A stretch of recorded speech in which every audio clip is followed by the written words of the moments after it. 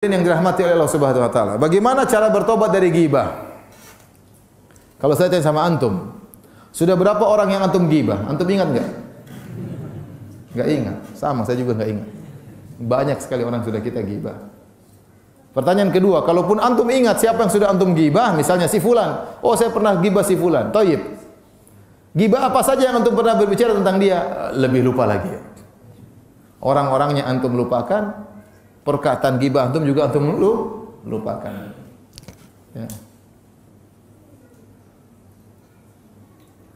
Tetapi kata Allah ahsahullahu wa nasuh. Allah mencatat dan mereka melupakannya. Meskipun mereka lupa, Allah tetap apa? Mencatat, dan semuanya akan dihadirkan pada hari kiamat kelak.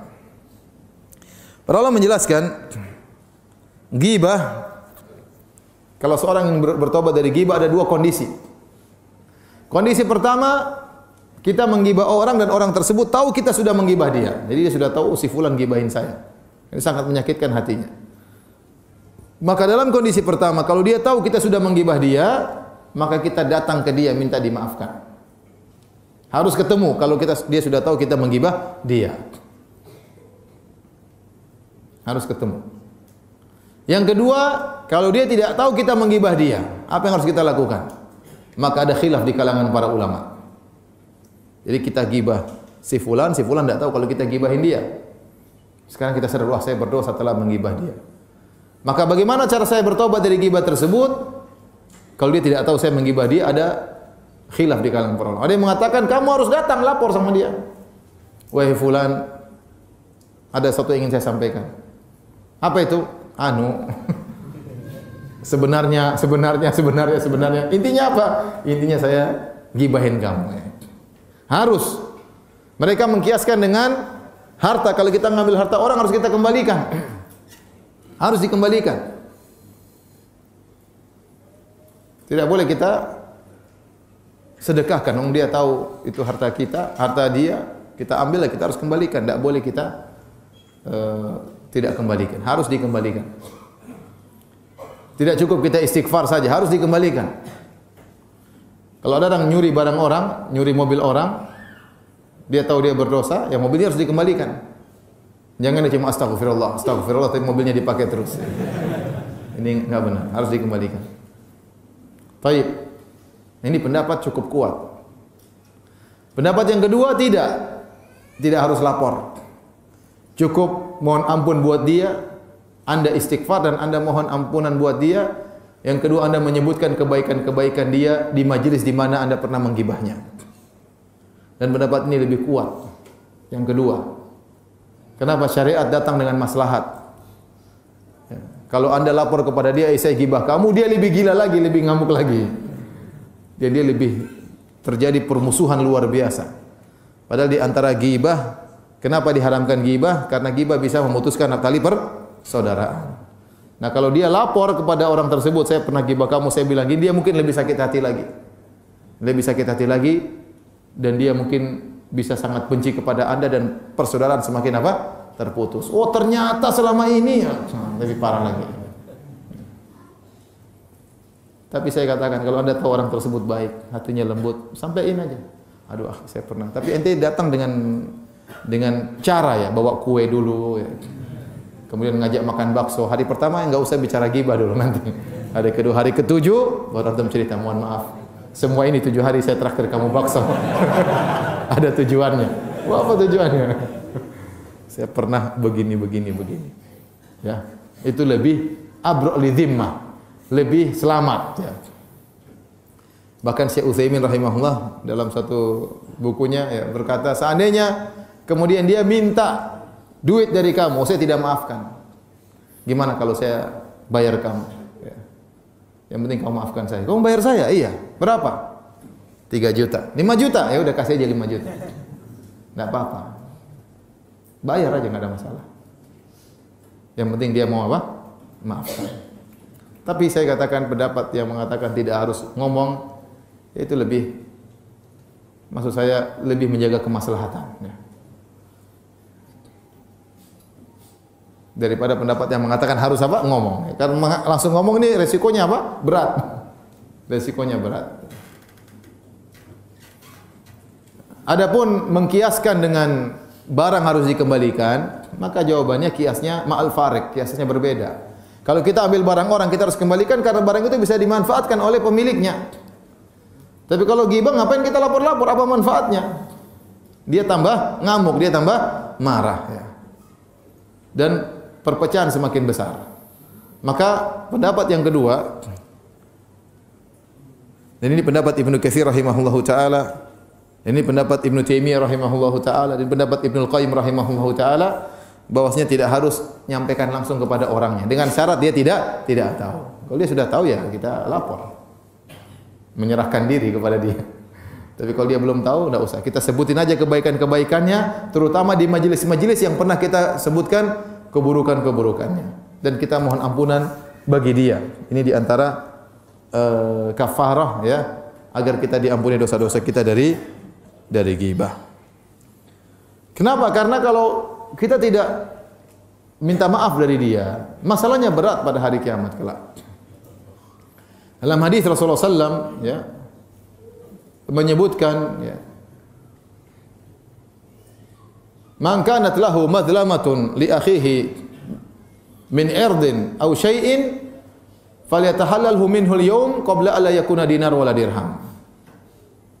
In kana lahu amalun salih ukhidha minhu biqadri madlamatihi. Kata Nabi sallallahu alaihi wasallam, kalau ada seorang, kalau barang siapa yang punya kezaliman terhadap saudaranya berupa menjatuhkan harga dirinya atau yang lainnya. Di sini Rasulullah SAW pertama menyebutkan min ardin aw syai'in. Dia mendolimi saudaranya berkaitan dengan harga dirinya, di antaranya ghibah. Atau kezaliman yang lain. Maka hendaknya dia minta dihalalkan pada hari ini. Makanya Rasulullah SAW waktu haji wada Rasulullah SAW mengatakan, inna dima'akum wa amwalakum wa a'radakum haramun. Sungguhnya darah kalian haram, tidak boleh saling ditumpahkan. Tidak boleh melukai orang lain, tidak boleh membunuh orang lain. Wa amwalakum haram, harta kalian juga haram. Tidak boleh kalian mengambil harta orang lain. Wa a'radakum haram, dan harga diri kalian juga haram. Maka tidak boleh dijatuhkan, tidak boleh. Harga diri orang saudara kita jaga, tidak boleh kita jatuhkan. Rasulullah SAW menyamakan antara keharaman darah, keharaman harta dengan keharaman harga diri. Bahkan terkadang seorang merasa lebih dizalimi tatkala harga dirinya dijatuhkan daripada hartanya diambil. Tatkala harga dirinya dijatuhkan, tatkala dipermalukan, dia lebih menderita daripada hartanya diambil. Lebih menderita daripada dia dipukul. Seorang penyair berkata, jarahatu sinani lahal ti'amu wa la yalta'imu ma jarahal lisanu. Luka yang diakibatkan sayatan pedang masih bisa diobati. Tetapi luka diakibatkan sayatan lisan susah untuk diobati. Susah. Oleh karenanya para hadirin yang rahmati Allah Subhanahu wa taala, Rasulullah SAW berkata, barang siapa yang mendolimi saudaranya berkaitan dengan harga dirinya, man kanat lahu madlamatun li akhihi min syai'in, dia pernah mempunyai kezaliman kepada saudaranya berkaitan dengan harga dirinya, au syai'in atau yang lainnya, min ardin au syai'in atau yang lainnya, maka hendaknya diminta dihalalkan sekarang. Sebelum datang hari di mana tidak ada dinar dan dirham.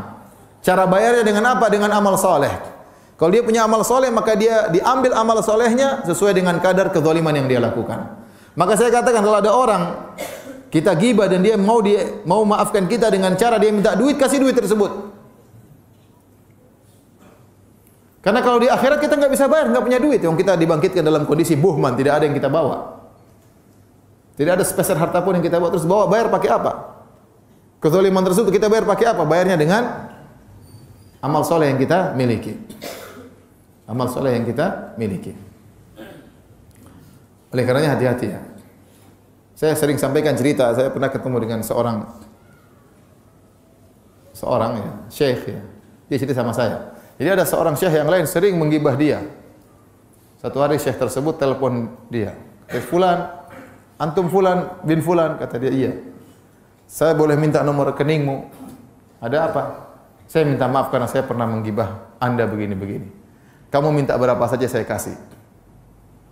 Kata syekh tersebut cerita langsung sama saya. Dia bilang, saya tidak mau duitmu, ambil duitmu. Dimatikan HP-nya. Kenapa? Syekh ini juga donatur, suka. Dia tidak butuh duit. Sebagai pelajaran bagi dia, jangan kau ulangi lagi. Karena urusannya urusan akhirat.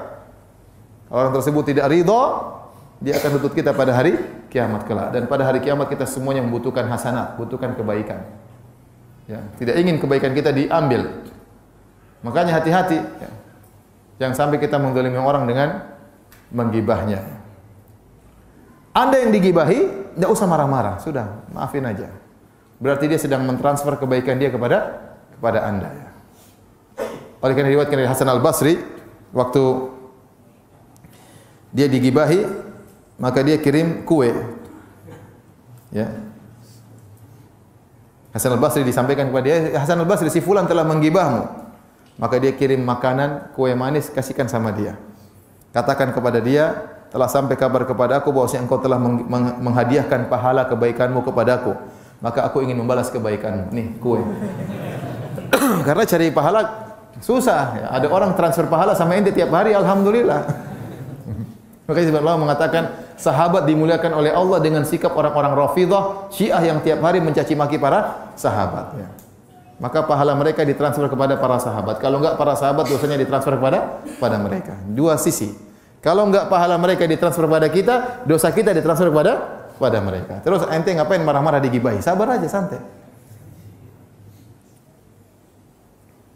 Seorang penyair berkata, "Yusyarikuka lakal muktabu fi hasanatihi." Wa yu'tika ajra saumi wa salatihi. Sungguhnya orang yang sedang bergibah menggibahimu telah menyertakan engkau dalam kebaikannya. Telah menyertakan engkau dalam kebaikannya, maka dia berikan kepada engkau pahala puasanya dan pahala salatnya. Fakafihi bil husna wa qur rabbi jazih bi khairin wa kaffir anhu sayyiatihi. Maka balaslah dia dengan kebaikan. Dan katakan, ya Rabbku, berilah balasan kepada dia dengan balasan kebaikan dan ampunilah dosa-dosanya. Faya ayyuhal muktabu zidni fa in baqi thawabu salatin aw zakatin fahati. Wahai orang yang telah menggibah diriku, tambahlah gibahmu kepadaku. Kalau masih ada sisa pahala salatmu dan zakatmu, berikanlah kepadaku. Ayo gibah terus, enggak ada masalah. Jadi santai aja, ente digibahi santai aja, enggak usah ngomel-ngomel ya. Ente lihat di Facebook ente digomel, biarin aja, sudah santai aja. Santai aja. Terus ngapain ente ngomel-ngomel? Ente balas dengan gibah lagi ya, akhirnya ente nggak dapat apa-apa, ya. Satu sama, rugi. Ya udah ente diam aja, santai aja. Ya. Dia transfer pahala sama ente atau ente yang transfer keburukan kepada dosa kepada dia. Hasan Al-Basri, ada orang datang kepada beliau. Orang ini berkata, sungguhnya engkau telah menggibahku wahai Hasan Al-Basri. Hasan Al-Basri berkata apa? Ma balagha qadruka indi an uhakkimaka fi hasanati. Ya. Hasan Al-Basri, kau tuh kedudukanmu rendah, ngapain saya kasih kebaikan sama kamu ya? Ya, kamu tuh siapa mau saya gibahin kamu? Kalau saya gibahin kamu berarti saya transfer kebaikan sama kamu. Siapa yang gibahin kamu? Ngapain gibahin kamu? Memang ente siapa kiranya kalau kita bahasa kita begitu? Ente siapa mau saya gibahin? Ngapain saya kasih kebaikan saya sama kamu? Ibnu Mubarak pernah berkata, "Lau kuntu muktaban ahadan laktabtu walidayya li'annahuma ahaqqu bihasanati." Kalau saya boleh menggibah, saya gibahi kedua orang tuaku. Karena mereka berdua yang paling berhak untuk saya transfer apa? Kebaikan. Gibah ente ngapain? Ente siapa ente? Rugi gibahin ente.